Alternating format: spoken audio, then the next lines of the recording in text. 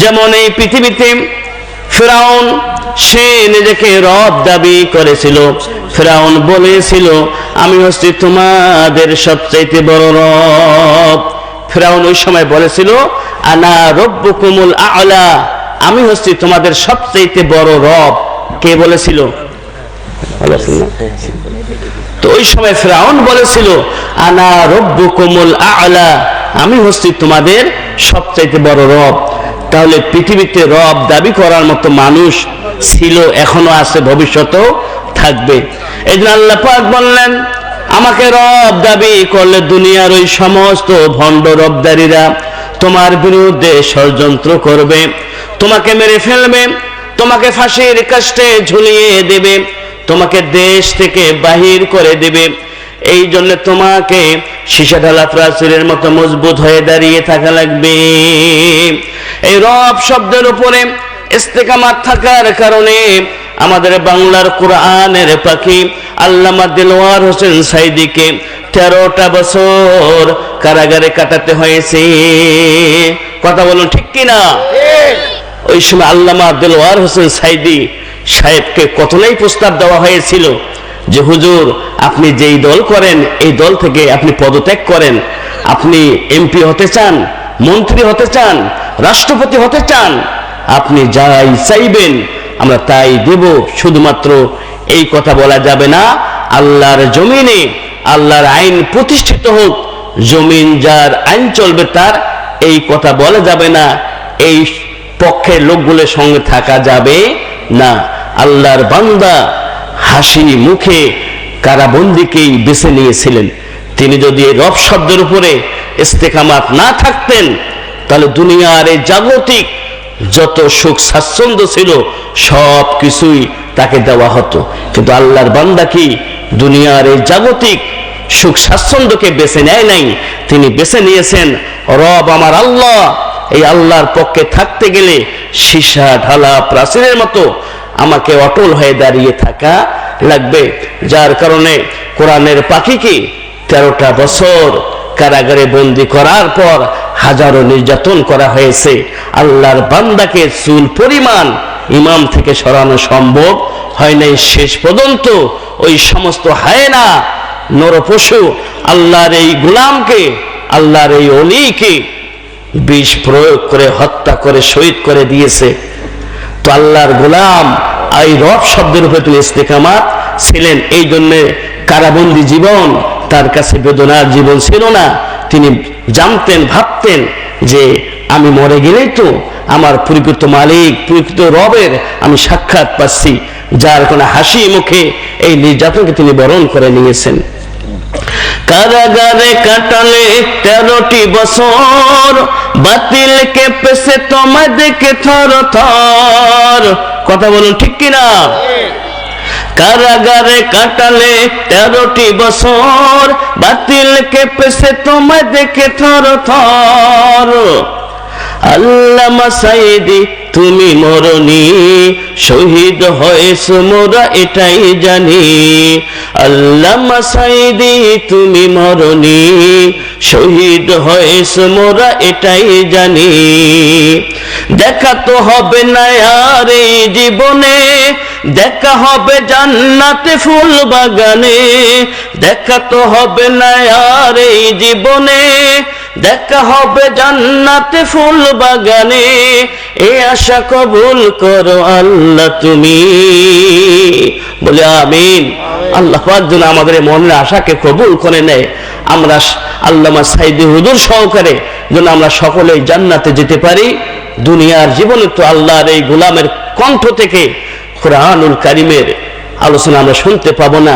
সেই দিন কিয়ামতের ময়দানে যেন আল্লাহ পাক তার এই প্রিয় বান্দার কণ্ঠটাকে আমাদেরকে শোনার তৌফিক দান করেন, বলি আমিন। তো ঈমানের পথ এটা বড়ই কঠিন পথ। এই পথে চলতে গিয়ে নবী রাসূলদেরকে জীবন দিতে হয়েছে। হাজারো নবী রাসূলদেরকে দেশ থেকে বাহির করা হয়েছে। নারীর অপবাদ দেওয়া হয়েছে, জিনার অপবাদ দেওয়া হয়েছে। হযরতে মূসা আলাইহিস সালাতু ওয়াস সালামকে ওই সময়ের সবচেয়ে বড় পাপিষ্ঠ নরাধাম করুন হযরত মূসা আলাইহিস সালাতু ওয়াস সালামের চরিত্রে দাগ লাগানোর জন্য ওই সময়ের এক বেশ্যাকে প্রতি তাকে ভাড়া করলো, তাকে বলল, মূসা যে সমাবেশে গিয়ে আল্লাহর দাওয়াত দেয়, তাওহীদের দাওয়াত দেয়, ওই সমাবেশে গিয়ে তুমি বলবে মূসা আমার সতীত্ব নষ্ট করেছে, মূসা আমার সাথে জিনা করেছে। আল্লাহর সেই বান্দি রাজি হয় না, শেষ পর্যন্ত করুন তাকে অনেক উপঢৌকন দিতে চাইল এবং সঙ্গে সঙ্গে একটা দামি স্বর্ণের হার তার গলার মধ্যে পরিয়ে দিল। দেওয়ার পরে বলল, তুমি যা চাইবে, আমার তো সম্পদের কোনো অভাব নেই, তুমি যা চাইবে আমি তোমাকে তাই দিয়ে দেব। শুধু একটিবার মূসা যেখানে গিয়ে মানুষকে রবের দাওয়াত দেয় সেই মজলিসে গিয়ে বলবে মূসা আমার সতীর্থকে নষ্ট করে দিয়েছে।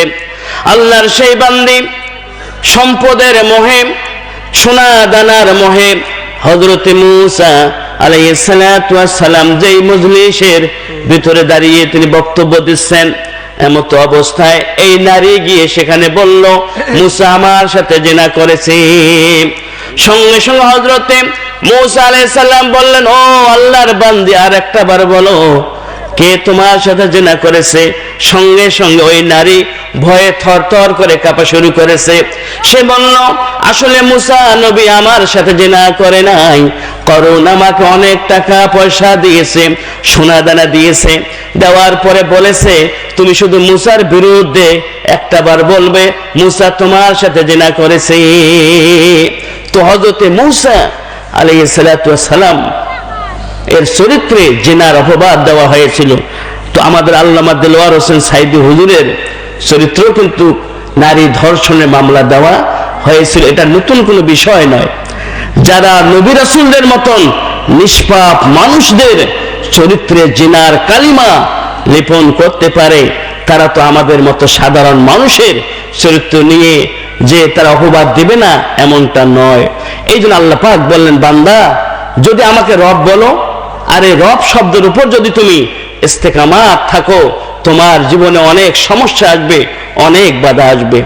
এই ঈমানের উপর অবিচল থাকতে গিয়ে হযরতে জাকারিয়া আলাইহিস সালাতু ওয়াস সালামকে মাথা থেকে পা পর্যন্ত করার দিয়ে দ্বিখণ্ডিত করে দেওয়া হয়েছে। এই ঈমানের দাওয়াত দেওয়ার কারণে নবী করিম সাল্লাল্লাহু আলাইহি ওয়াসাল্লামের মতো মানুষের শরীরে আঘাত করা হয়েছে পাথর দ্বারা। নবীজির জান্নাতি দেহ মোবারক পাথরের আঘাতে রক্তাক্ত হয়ে দর দর করে শরীর মোবারক থেকে রক্ত ঝরেছে। উহুদের ময়দানে বিশ্ব নবীজি আল্লাহর জমিনে আল্লাহর দ্বীনকে প্রতিষ্ঠিত করার জন্য যখন জিহাদের ময়দানে অংশগ্রহণ করলেন, সেই জিহাদের ময়দানে বিশ্ব নবীদের জান্নাতি দান্দান মোবারক কেউ শহীদ করে দেওয়া হয়েছে। আজকে তুমি আমি ঈমানের দাবি করি, ঈমানের বড়াই করি, আর তো বলি আমার মতো পাকা ঈমানদার, আমার মতো বড় ঈমানদার পৃথিবীতে আর একটাও নাই। তুমি নিজেকে ঈমানদার দাবি করো, তোমার জীবনে পরীক্ষা আসে না, তোমার জীবনে বাধা আসে না, বুঝতে হবে ঈমানের ক্লাসে তুমি এখনো প্রবেশ করো নাই।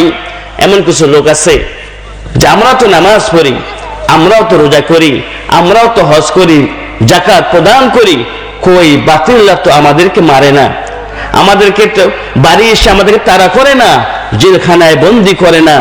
বুঝতে হবে তুমি এখনো ঈমানের ক্লাসে এখনো প্রবেশই করো নাই, তোমার ঈমান নিয়ে তো সন্দেহ আছে, আদৌ তোমার ঈমান আছে কিনা এটা একটু যাচাই করে দেখো। আল্লাহ পাক বলেছেন, ওয়ালা নাবলুওয়ান্নাকুম বিশাইইম মিনাল খাউফি ওয়াল জু', যদি ঈমানের দাবি করো, ওয়ালা নাবলুওয়ান্নাকুম, আমি অবশ্যই অবশ্যই তোমাদেরকে পরীক্ষা করব। কে বলেছেন এই কথা? আল্লাহ পাক বলেছেন ঈমানের দাবি করলে অবশ্যই অবশ্যই তোমাদেরকে পরীক্ষা করা হবে।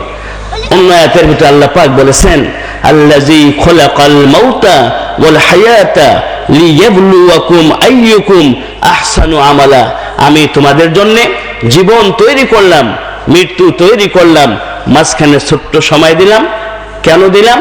যদি আল্লাহকে প্রশ্ন করা হয়, আল্লাহ পাক বলেন, বান্দারে লিয়াবলুয়াকুম, তোমাকে আমি পরীক্ষা করব। তোমাকে জীবন দেওয়ার পরে এরপরে কিছুদিন পর তোমার মৃত্যু দেব। মাঝখানে যে ছোট্ট সময়টা দিছি, আল্লাহকে যদি প্রশ্ন করা হয় যে আল্লাহ কেন দিলেন, এই সময়টার কাজ কি, আল্লাহ পাক আমার আপনার প্রশ্নের জবাব দিয়ে বললেন, লি ইয়াবলুয়াকুম, বান্দা তোমাকে পরীক্ষা করব।